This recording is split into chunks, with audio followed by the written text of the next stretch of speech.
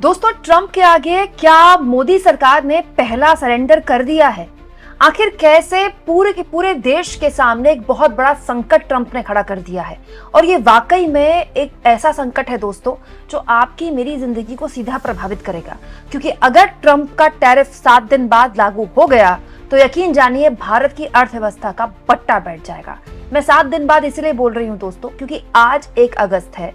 Trump ने जो ऐलान किया था लागू 25% टैरिफ आज से ही होना था, लेकिन अचानक से अब अमेरिका की तरफ से एक नया ऐलान कर दिया गया है कि इसकी जो मियाद है वो 7 दिन आगे और बढ़ा दी गई है। हालांकि ट्रंप के इस बदलते बयान के लिए ही लगातार बोला जा रहा है।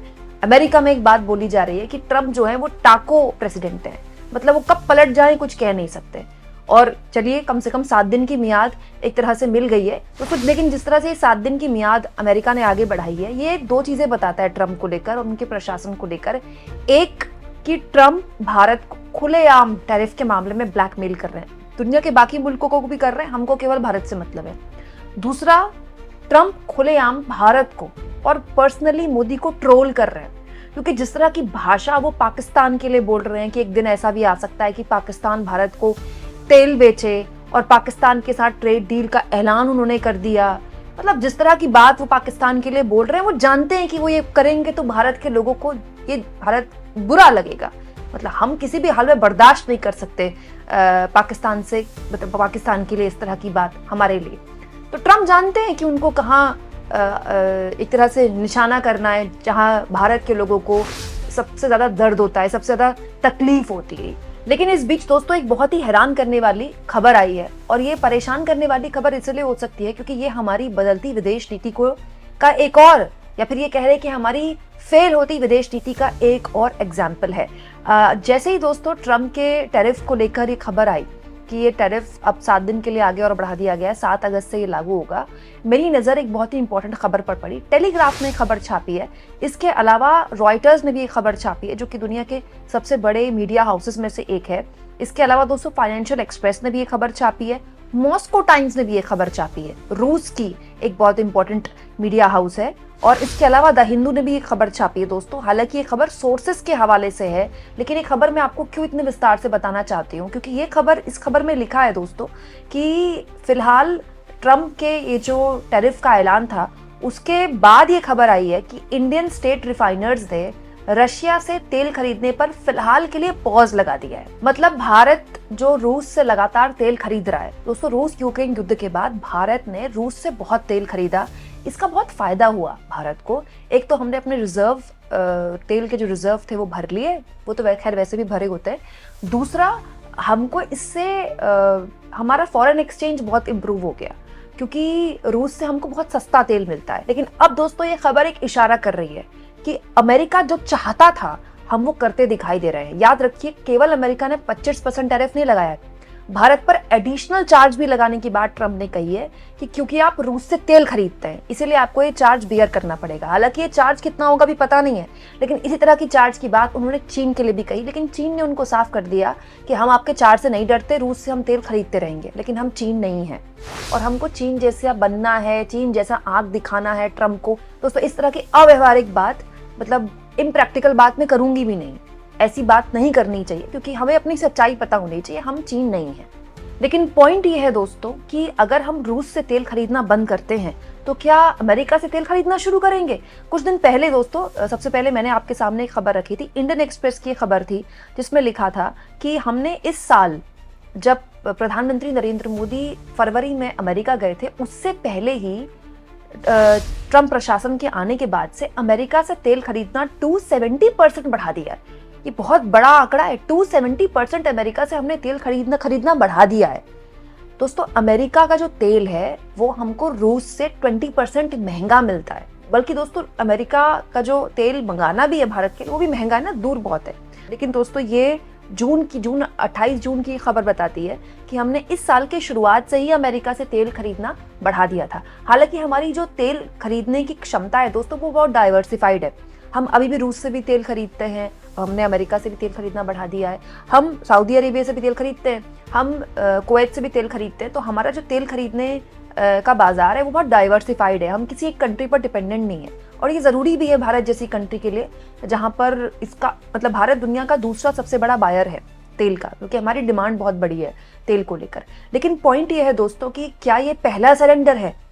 क्योंकि इसके बाद जो ट्रंप जिस बात को लेकर बार्गेनिंग कर रहे हैं भारत से, वो ऐसी चीज़ है कि अगर वो मान ली गई तो हमारा जो पूरा का पूरा ट्रेड है वो बाकी देशों की तरह अमेरिका से भी उसका इम्बैलेंस हो जाएगा। देखिए, अमेरिका उन कुछ मुल्कों में से है जहां पर हमारा ट्रेड सरप्लस है, नहीं तो हम ट्रेड तो चीन से भी कर रहे हैं, हम साउथ कोरिया से भी कर रहे हैं, हम दुनिया के तमाम मुल्कों से कर रहे हैं, लेकिन हम उसमें डेफिसिट में हैं। मतलब दूसरी कंट्री को ज्यादा फायदा है। चीन हमसे ट्रेड करता है तो वो बहुत कमा रहा है, हम उसके बनस्पत बहुत कम कमा रहे हैं। बट अमेरिका एक ऐसा मुल्क है जिसमें हम उससे कमाते हैं, हमारा ट्रेड सरप्लस है।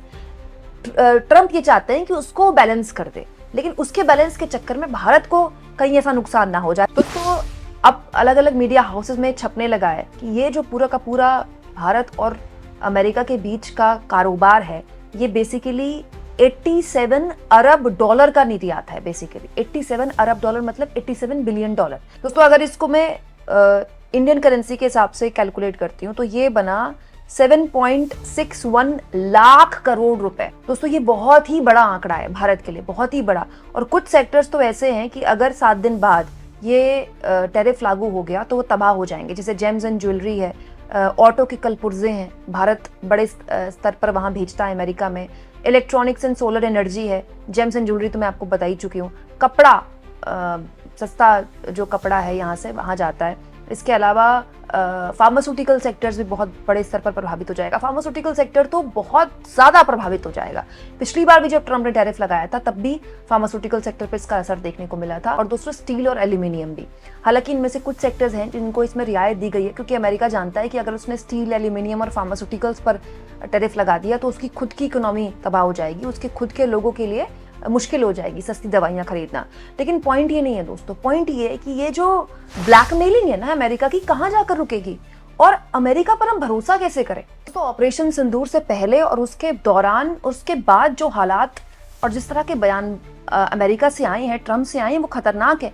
मत भूलिए, ट्रंप ने एप्पल से कहा है कि अगर वो भारत में आईफोन बनाते हैं तो उन पर 25% टैरिफ लगाया जाएगा। अब आप सोचिए, एप्पल इस वक्त बहुत बड़े लेवल पर भारत में आईफोन्स बना रहा है। अगर उसने आईफोन बनाए भारत में और उसको अमेरिका में टैरिफ झेलना पड़ा तो वो क्यों बनाएगा इंडिया में आईफोन? वो वियतनाम में बना लेगा। सेम उसने अपना पूरा सिस्टम वियतनाम में तैयार कर रखा है। तो पॉइंट ये है दोस्तों कि ये जो प्रहार ट्रंप कर रहे हैं वो आईटी कंपनियों से, बड़ी बड़ी आईटी कंपनियों से उन्होंने कह दिया है कि भारत के लोगों को हायर मत करो। खुलेआम भारत के इंटरेस्ट के खिलाफ बात कर रहे हैं वो, खुलेआम। और जाहिर तौर पर दोस्तों, इससे दो बातें साफ होती हैं कि भारत को अर्जेंसी में एक ब्रांड न्यू फॉरेन मिनिस्टर और फॉरेन पॉलिसी की जरूरत है, बिल्कुल ब्रांड न्यू फॉरेन पॉलिसी। और दूसरा, प्रधानमंत्री मोदी को लोगों की पहचान करना नहीं आता। मोदी ने पर्सनली ट्रंप पर बहुत इन्वेस्ट किया है। अब की बार ट्रंप सरकार, नमस्ते ट्रंप, हाउडी मोदी, ये सब मोदी के सलाहकारों ने ही उनको सलाह दी होगी। मोदी के इर्द गिर्द रहने वाले, उनको विश्वगुरु बनाने वाले लोगों ने ही सलाह दी होगी। क्या हासिल हुआ इसका? ये एक बहुत ही बड़ी एम्बैरेसमेंट अब इस सरकार के लिए बन गई है। यही वजह है कि ये सरकार अब कुछ बोल नहीं पा रही है। कल संसद में पीयूष गोयल ने बात बोली है कि हम अपने नेशनल इंटरेस्ट के साथ किसी भी हाल में समझौता नहीं करेंगे। लेकिन आप खुद अभी खबरें आने लगी हैं कि आपने रूस से तेल खरीदना कम कर दिया या या बंद कर दिया। तो अगर आप रूस से तेल नहीं खरीदेंगे तो क्या अमेरिका से ऑलरेडी जो आप तेल खरीदना बढ़ा चुके हैं वो खरीदेंगे? दोस्तों, अमेरिका दबाव बना रहा है कि रूस से आप हथियार भी मत खरीदिए। F-35 अमेरिका का है। अमेरिका बहुत लंबे टाइम से दबाव बना रहा है कि वो फाइटर प्लेन हम अमेरिका से खरीद लें। बहुत महंगा फाइटर प्लेन है। इलॉन मस्क ने उसको कूड़े के बराबर बताया था। अब अमेरिका ये चाहता है कि हम उससे खरीद लें और रूस से जो हमारा साजो सामान है, रक्षा सौदे जो हैं, उसको हम कम करें। दोस्तों, रूस से भी हमारे पुराने जैसे संबंध नहीं रहे, लेकिन इन मुश्किल हालातों में अगर एकमात्र दोस्त है तो वो अभी भी रूस ही है। हम रूस से अपने रक्षा सौदे भी कम कर दें, हम रूस से तेल खरीदना भी कम कर दें और भरोसा किस पर करें? अमेरिका से। वो अमेरिका जो कि पाकिस्तान को गोद में बैठाए हुए है।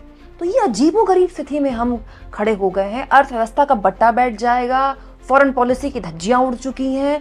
और प्रधानमंत्री मोदी क्या कर रहे हैं दोस्तों?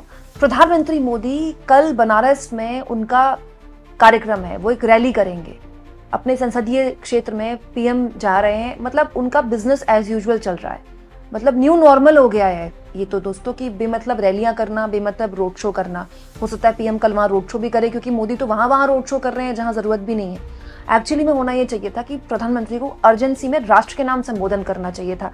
ये एक ऐसा संकट है जिसमें उनके साथ देश खड़ा होता कि भाई ये हम पर अमेरिका थोप रहा है और हम किसी भी हाल में इसको बर्दाश्त नहीं करेंगे, मुश्किल वक्त है, हम साथ खड़े हो जाएंगे। जब देश इतनी कमजोर आर्थिक स्थिति में था तो देश के पीएम ने कहा कि मैं अपने परिवार को एक टाइम खाना नहीं दूंगा, आप भी एक टाइम भूखे रहिए, लेकिन हम किसी देश के आगे झुकेंगे नहीं, लाल बहादुर शास्त्री ने। तो अब तो देश बहुत सक्षम है, अब तो हम अपने लोगों को 80 करोड़ लोगों को खुद मुफ्त राशन दे रहे हैं। तो अब तो पहले से स्थितियां बहुत अलग हो गई हैं। सरकार को अर्जेंसी में इस पूरे क्राइसिस को झेलना चाहिए। लेकिन अभी जो हालात दिखाई दे रहे हैं वो या तो ऐसे दिखाई दे रहे हैं कि हम ट्रम्प के आगे झुकते दिख रहे हैं, या फिर ऐसे दिखाई दे रहे हैं कि सरकार इस पूरे मामले में खुलकर बोलने को तैयार नहीं है। आप इस मुद्दे पर क्या सोचते हैं दोस्तों? कमेंट बॉक्स में जरूर लिखें और जितना हो सके चैनल को शेयर करें, सब्सक्राइब करें और थैंक्स और ज्वाइन के ऑप्शन से दोस्तों अगर आप चाहें तो कुछ आर्थिक मदद भी चैनल की जरूर करें।